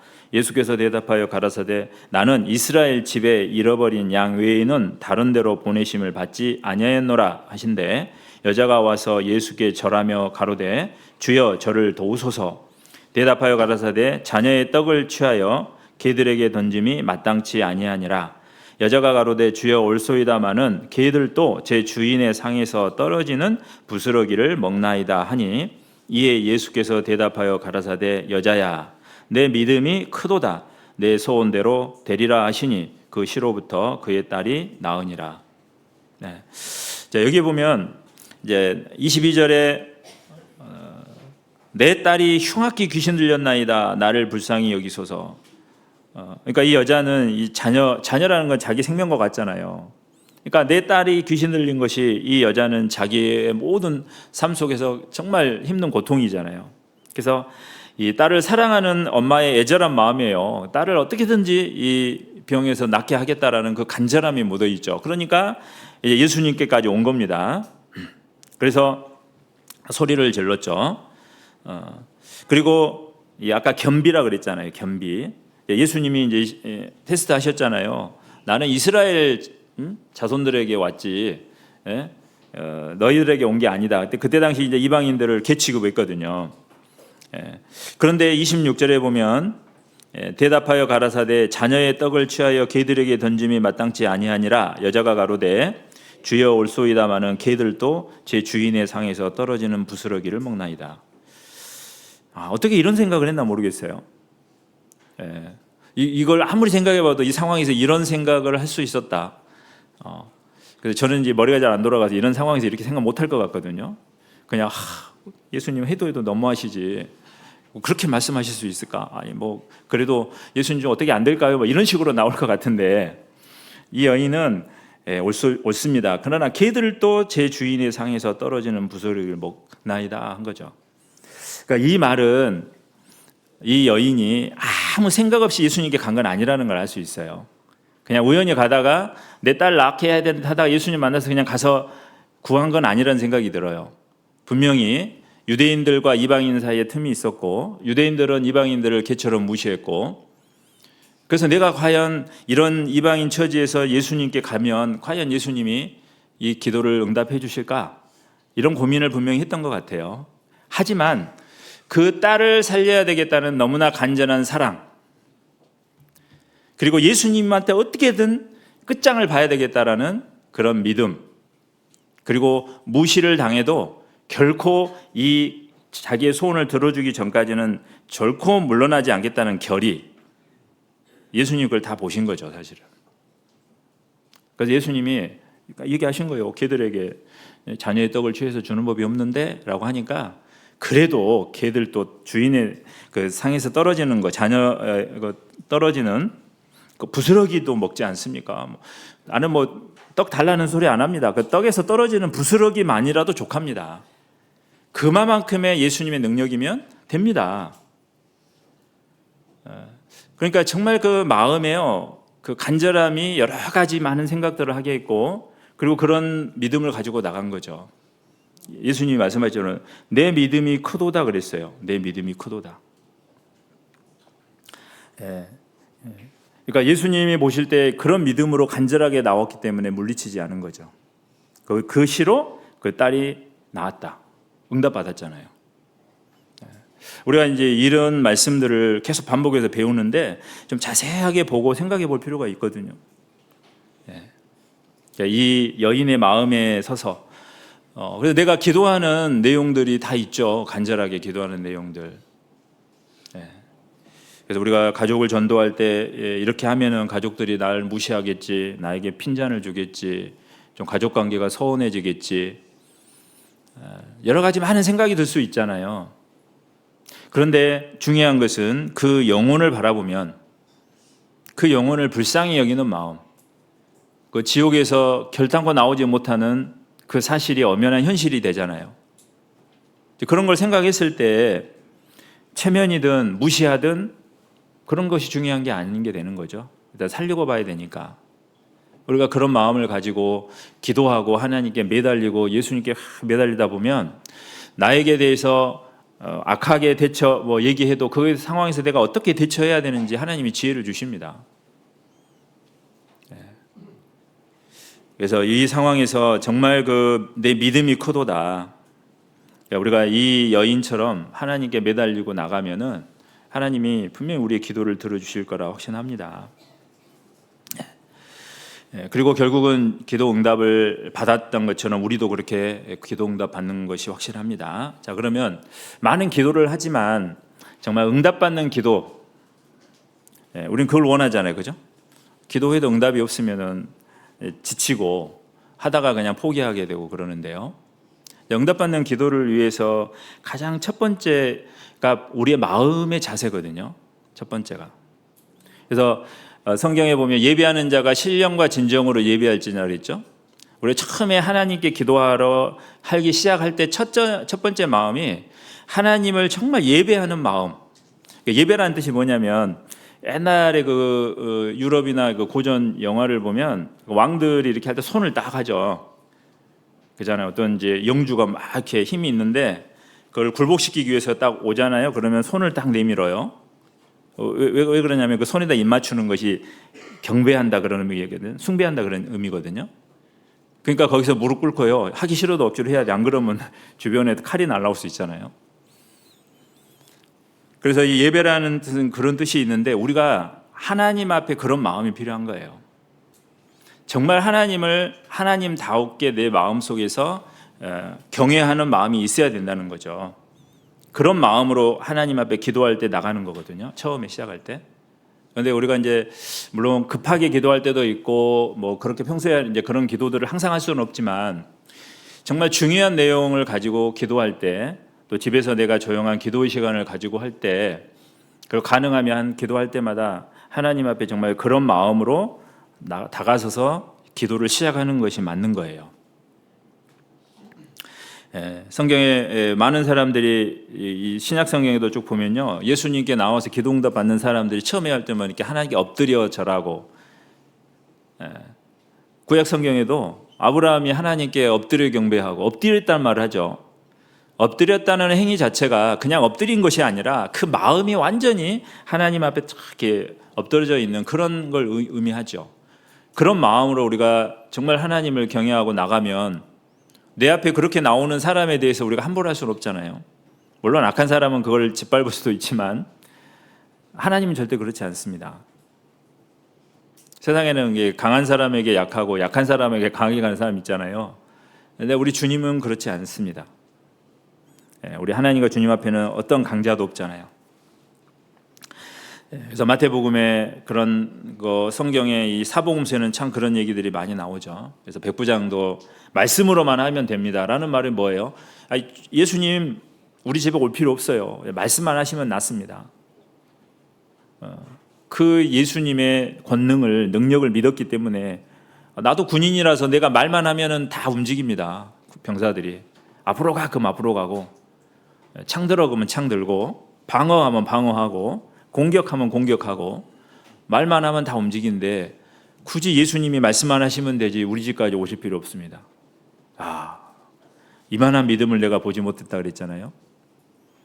그러니까 그 말은 이제 그분은 아마 이제 그 백부장은 군인이기 때문에 그 명령과 그 계급 질서를 확실히 아는 사람이죠. 명령에 죽고 명령에 산다. 뭐 요즘에도 말은 그렇게 하는데 실제로 그렇게 하려는 건 모르겠지만 그런 군인 의식이 있었잖아요. 그렇기 때문에 예수님도 정말 주 만왕의 왕이고 만주의 주신데 말씀만 하셔도 충분히 됩니다. 모든 세상이 말씀으로 창조됐잖아요. 그러니까 이 군인이 말하는, 장군이 말하는 것에도 일렬로 다 움직이는데 성경이죠. 모든 만물이 주님의 종이 되었기 때문에 말씀으로 모든 세상을 창조하시고 말씀으로 모든 우주를 운행해 가시는 거죠. 자, 그런 마음을 가지고 주님 앞에 나가는 자세가 필요한 거죠. 그래서 이제 여러분이 성경을 읽으면서 하나님 앞에 구해가지고, 특히 이제 사복음서나 봤을 때 뭐 문둥병자도 나오고 뭐 여러 가지 많은 이제 그 나오잖아요. 치료받는 사람들이요. 이제 그들이 하나님, 예수님께 갈 때 처음에 어떠한 자세를 취했는지부터 자세히 이렇게 살펴보세요. 그 공통점을 찾아내면 정말 마음을 탁 낮추고 들어가거든요. 그런 대상으로. 그리고서 이제 두 번째로는 성경에서 죄를 품으면 응답이 안 된다 그랬죠. 하나님과 원수된 것이 죄고, 그리고 구원받은 이후에 죄가 다 사함받아서 천국 가는 건 확실히 맞지만 하나님의 자녀로서 살면서 또 우리가 죄를 범할 수 있다 그랬잖아요. 그 죄에 대해서는 어때요? 낱낱이 하나님께 회개하고 자백하라 그랬죠. 성경에 이제 요한일서에 자백하라고 되어 있는데, 그것은 아버지와의 아들과의 관계에 걸림이 역시 구원받은 이후에도 죄가 되기 때문에 그것을 고백해야 된다는 걸 얘기하는 겁니다. 그래서 우리가 다 그것을 내가 고백할 수 없을 수는 있지만 그 영혼이 깨어있는 신앙생활을 하는 사람은 알아요. 하나님이 내 안에, 성령이 내 안에 계시기 때문에 내가 하나님께 탁 무릎 꿇고 기도하는 가운데, 하나님, 제가 오늘 하루 삶 속에서 정말 주님 앞에 잘못했던 것들 있습니다 라고 하나하나 이렇게 기도하다 보면 떠오릅니다. 자, 그런 부분들에 대해서 자백하면 즉시 하나님이 깨끗하게 해주신다 그랬잖아요. 그래서 그걸 정말 진심으로 돌이키는 회개를 해야죠. 그러면 이제 하나님과 어때요? 관계가 이제 회복이 된 거죠. 내가 누구한테 엄청 크게 잘못했는데 그 사람한테 가갖고 돈 좀 빌려주세요 하면 뭐라 할까요? 가는 것도 어렵지만 가지도 못하고, 너무 급해서 가면 뭐라 그럴까요? 너 잘못한 거 있는데 내가 도와줄 줄 알아, 이러겠죠. 그러니까 우리가 하나님 앞에 내 삶 속에서 그리스도인으로서 이제 하나님 자녀로서 살면서 짓는 그런 죄들이 있을 때 철저하게 먼저 고백하고 돌이키는 것이 필요합니다. 그래서 성경에 이제 에스라도 마찬가지고 에스라 9장에 보면 그들이 돌아왔는데 막 죄를 범하거든요. 다니엘서의 다니엘 기도가 즉시 응답이 되는데 그 기도의 내용을 하나하나 살펴보면 제일 먼저 나와 우리 백성들이 하나님께 범한 죄에 대해서 쭉 고백합니다. 그렇게 먼저 고백을 하는 거예요. 인정을 하고 하나님이 그런다 그래서 막 그걸 뭐라 하시는 게 아니잖아요. 먼저 하나님께 구하기 위해서는 하나님과 관계가 회복이 돼야 되는데 죄를 다 사함받아서 자녀가 됐지만 자녀로서 범하는 죄는 분명 하나님께 내가 구할 수 있는 것에 대한 장벽이에요. 천국 가냐 문제가 아니고 기도하는 응답을 받아야 되는데 장벽이 있으니까 못 구하는 거죠. 그래서 하나님 앞에 그것을 쭉 구하는 겁니다. 다니엘서 9장을 좀 보겠습니다.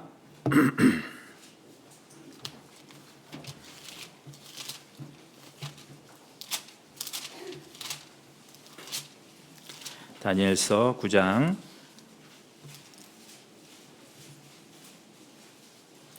3절부터 보겠습니다.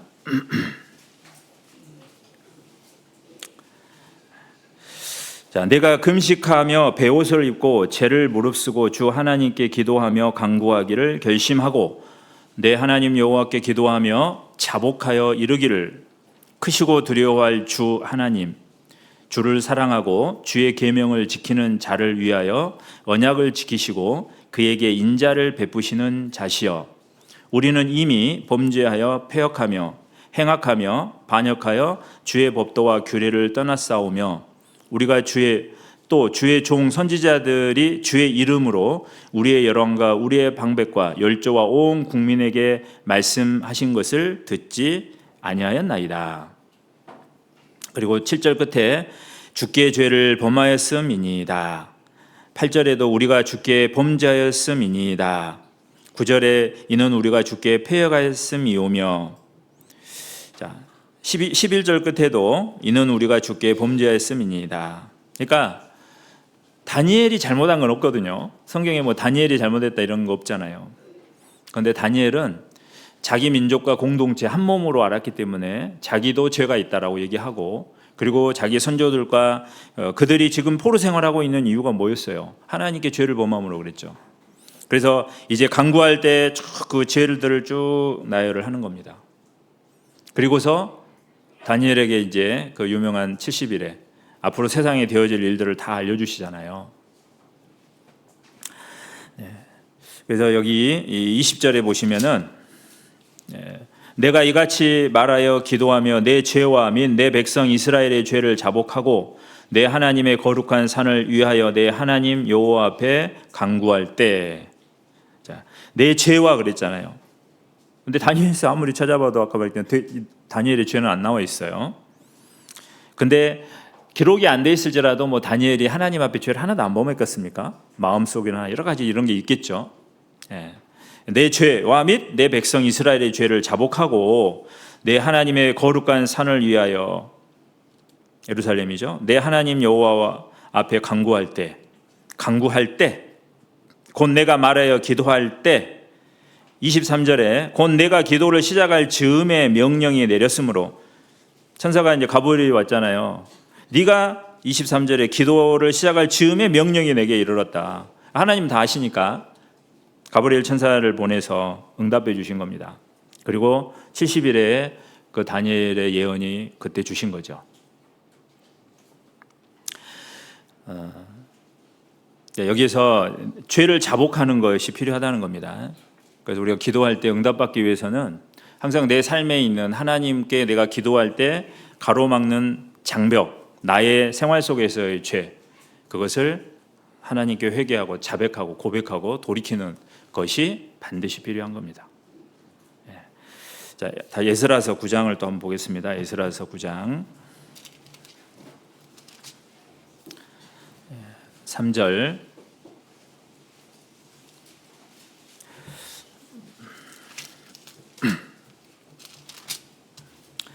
예, 2절에 보면 그들의 딸을 취하여 아내와 며느리를 삼아 거룩한 자손으로 이방 족속과 서로 섞이게 하는데 방백들과 두목들이 이 죄에 더욱 으뜸이 되었다 하는지라. 내가 이 일을 듣고 속옷과 겉옷을 찢고 머리털과 수염을 뜯으며 기가 막혀 앉으니 이에 이스라엘 하나님의 말씀을 인하여 떠는 자가 이 사로잡혔던 자의 죄를 인하여 다 내게로 모여오더라. 내가 저녁 제사 드릴 때까지 기가 막혀 앉았더니. 자, 여기도 보면 그 죄를 인하여 이제 속옷과 겉옷을 찢고 머리털과 수염을 뜯었다는 거죠. 그건 정말 애통함을 표현하는 겁니다. 그리고 5절 끝에 여호와를 향하여 손을 들고 기도하는 거죠. 6절 말하기를 나의 하나님이여 내가 부끄러워 낯이 뜨뜻하여 감히 나의 하나님을 향하여 얼굴을 들지 못하오니 이는 우리 죄악이 많아 정수리에 넘치고 우리 허물이 커서 하늘에 미침이니이다. 그 죄에 대한 자백을 하잖아요. 네, 여러분 정말 구체적으로 내가 기도할 때 내가 잘못했던 걸 하나님께 그렇게 자백하십니까? 그냥 하나님 오늘 잘못한 거 있는데요, 용서해 주세요, 뭐 이렇게 그냥 간단하게 할 것이 아니고 죄는 정말 부끄러운 거죠. 네.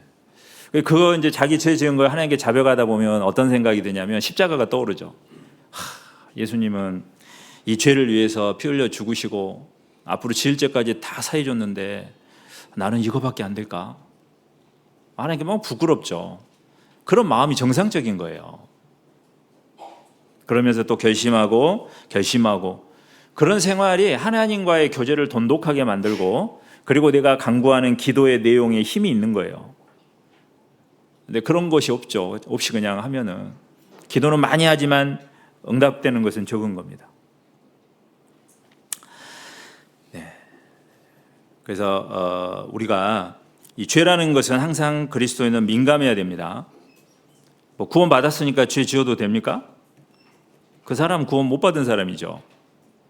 구원을 받으면 그 얼마나 큰 사랑을 주셨는데 지으라게도 못 지어요. 짓게 되면 너무 자신이 정말 하나님께 연약하고 부끄럽고 막 그런 생각이 들어서 결국은 조금씩 죄로부터 멀어지게 되잖아요. 우리가 말씀을 배우고 교제할 때 하나님은 항상 빛이시기 때문에 빛으로 내 영혼의 어두움을 늘 비춰주십니다. 깨닫게 해주십니다. 근데 버리는 건 내가 해야 되는 거예요. 그 죄를 다 사함 받아서 천국 가지만 그래도 내 삶 속에서 하나님과 교제하고 하나님께 기도가 응답이 되고 그 기도의 응답을 얻으려면 그 죄에 대해서 철저하게 돌이키는 것이 필요한 거죠.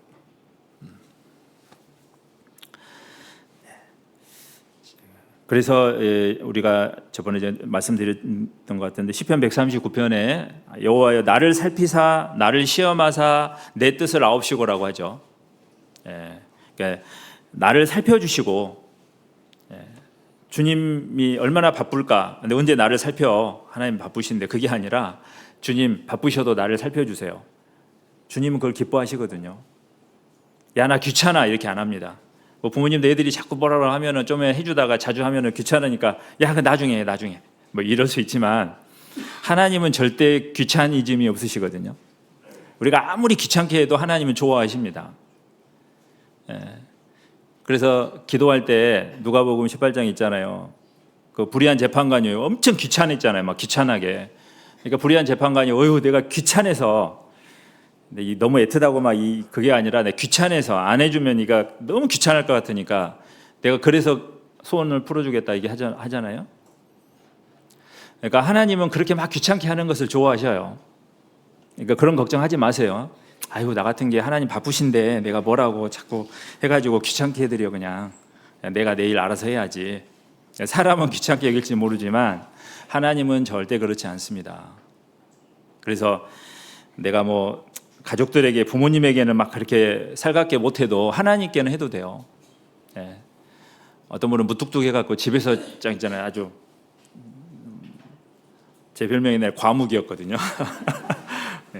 별로 얘기 잘 안 하고 옛날에 많이 했는데 신앙생활 하면서부터 말하면 실수를 많이 하게 돼요. 그래서 이제 듣기는 속히하고 말하기는 더디게 하려 해서 꼭 필요한 말만 해야지 이제 하면서 하는데 말을 하다 보면 같이 즐겁긴 한데 나중에 보면 막 똑같은 얘기를 반복해서 하고 그럼 듣는 사람 얼마나 그러겠어요. 목사님 저번에 했는데 또 하시네요. 이렇게 할 수는 없고 그러니까 될 수 있으면 안 하려고 그러죠. 자, 어찌됐든 그런데 그럴지라도 하나님께는요, 뭐 또 한 말 또 해도 되고 기도한 거 또 해도 돼요. 하나님 다 들어주십니다. 그래서 나를 살피사 나를 시험하사, 그 말은 의사가 진찰하듯이 하나님 내 마음속에 내가 알지 못하는, 전혀 생각지도 못하는 그런 잘못한 것이 있을 수 있는데 그것을 시험해 주세요. 드러내 주시라는 거죠. 그리고 내 뜻을 아옵소서, 이렇게 시편 139편 23, 24절에 기도하죠.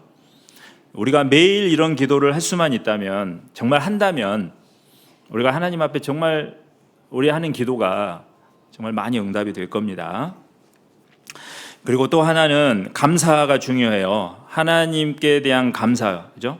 자, 빌립보서 4장 6절을 보겠습니다.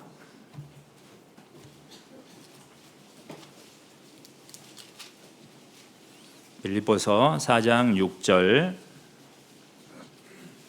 같이 읽겠습니다.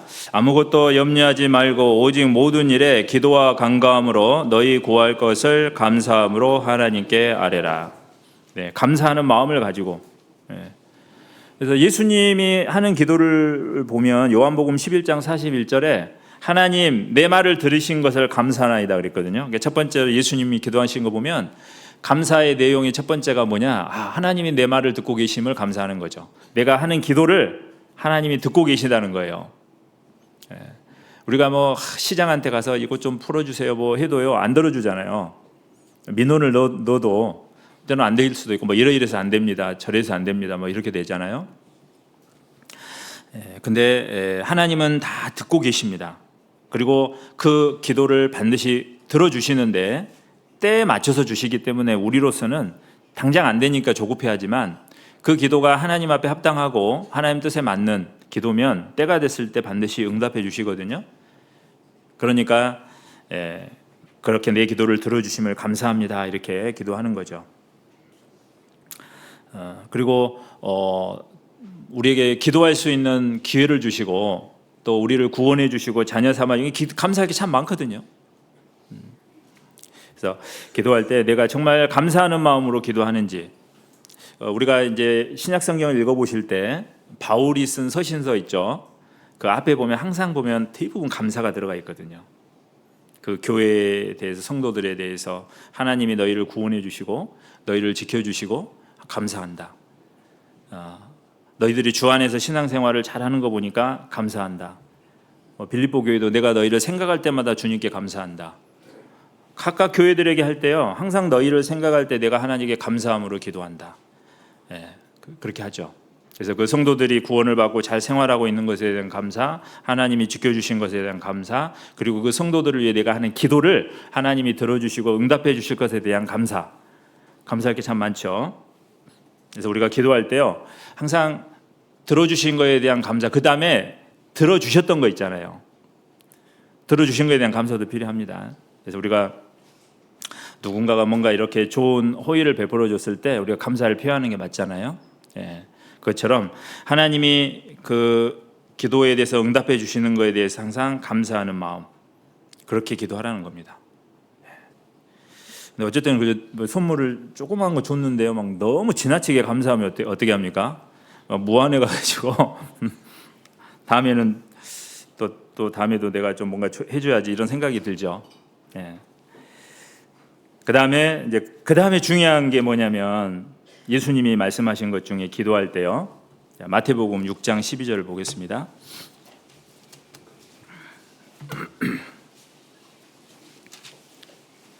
마태복음 6장 12절.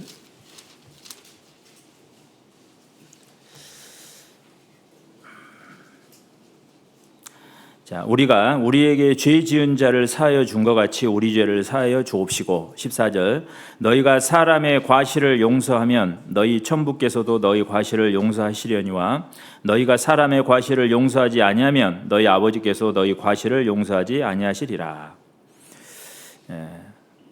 자, 그러니까 우리가 이 말씀을 보면요, 우리가 신앙생활 하다 보면 형제 자매들과 뭐 본의치 않게 갈등이 생길 수 있죠. 그래서 형제자매들에 대한 용서하는 마음이 없어요.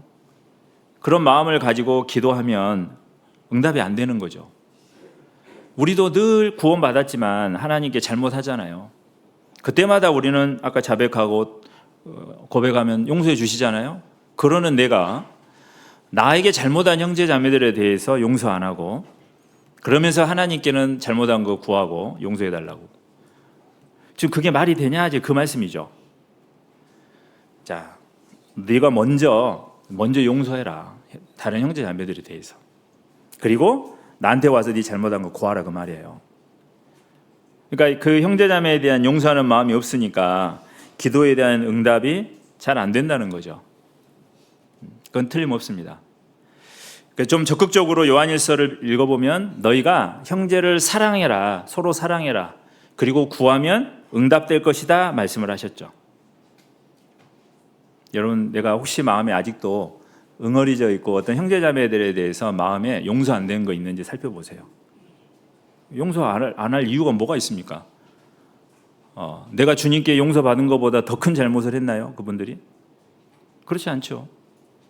나는 그렇게 큰 용서를 받았는데 형제자매들이 잘못한 것에 대해서 용서하지 않고 마음에 다 가지고 있다면 하나님께 합당하지 않다는 거죠.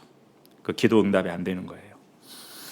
그리고 요한복음 15장에 있는 것처럼 연합하는 거죠. 교제 안에 거하면서 구해야 돼요. 너희가 내 안에 있고 내 말이 너희 안에 거하면 무엇이든지 원하는 대로 구하라. 그리하면 이루리라. 교제에 연합이 있는 거예요. 몸에 붙어 있어야 돼요. 교회 안에 한 마음으로. 교회는 주님의 몸이잖아요. 너에게 새 계명을 주노니 서로 사랑하라. 서로 사랑하는 거 중요합니다. 그리고 이제 시간이 다 됐는데요. 그 믿음으로 구할 것을 의심하지 말고 믿음으로 구해라.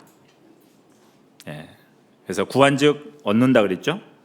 그리고 이제 하나 가장 중요한 것은 아까 처음에 말했듯이 조지 뮬러가 성경을 100번 읽고 그리고 기도 응답 받은 거라고 그랬잖아요. 그러니까 하나님 뜻으로 구했기 때문에 응답이 되는 거예요.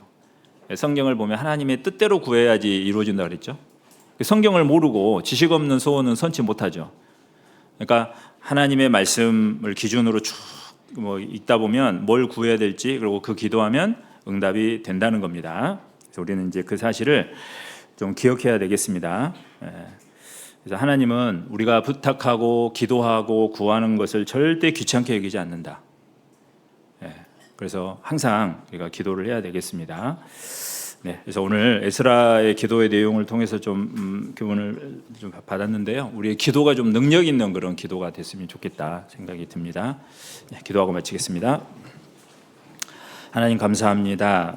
오늘 또 우리에게 말씀을 주신 거 감사합니다. 우리의 삶을 돌아보고 또 우리가 해야 할 것 할 수 있도록 힘을 주시고 또 돌아봐야 될 것 돌이킬 수 있도록 지혜를 허락해 주시기를 간절히 원합니다. 정말 주님 앞에 가는 그날까지 우리가 주님과 교제하고 또 주님께 우리가 구하는 선한 그 기도가 응답될 수 있도록 도와주시기를 간절히 원합니다. 이후의 모든 삶도 함께해 주시기를 원하며 우리를 사랑해 주시는 예수님 이름으로 기도드립니다. 아멘.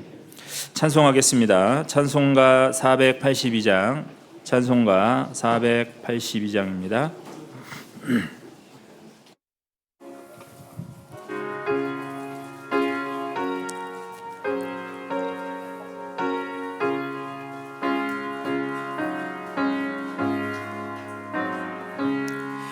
내 기도하는 그 시간 그때가 가장 즐겁다.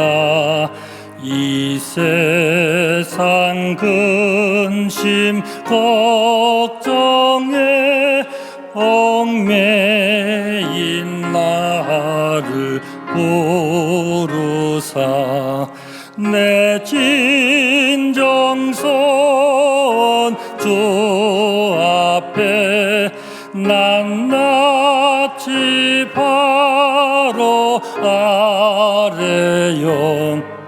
큰 불행 땅에 슬플 때 나 위로 받게 하시네.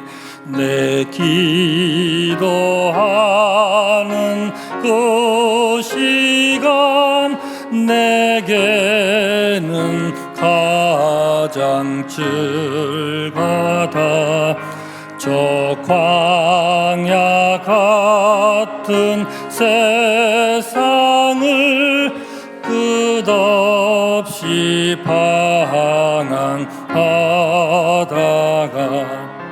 위태한 길을 떠나서 주께로 내가 이끌려 그 보좌 앞에 나아가 그 은혜 받게 하시네. 내 기도하는 그 시간 그때가 가장 즐겁다. 이때껏 지은 건죄로 내 마음 설고 아파도 찬 마음으로 뉘우쳐 다 숨김없이 아뢰면 주 나를 위해 복 빌어 새 은혜 부어 주시네. 내 기도하는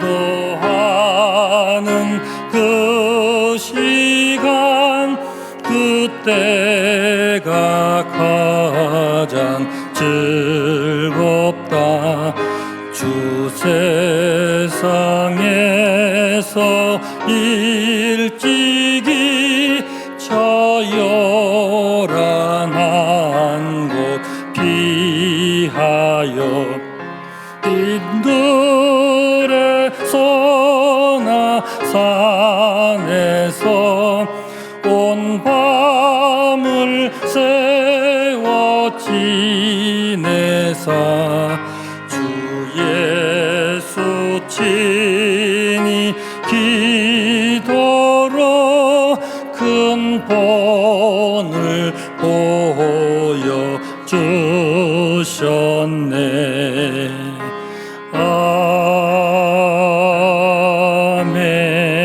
아멘. 네, 광고해 주시겠습니다.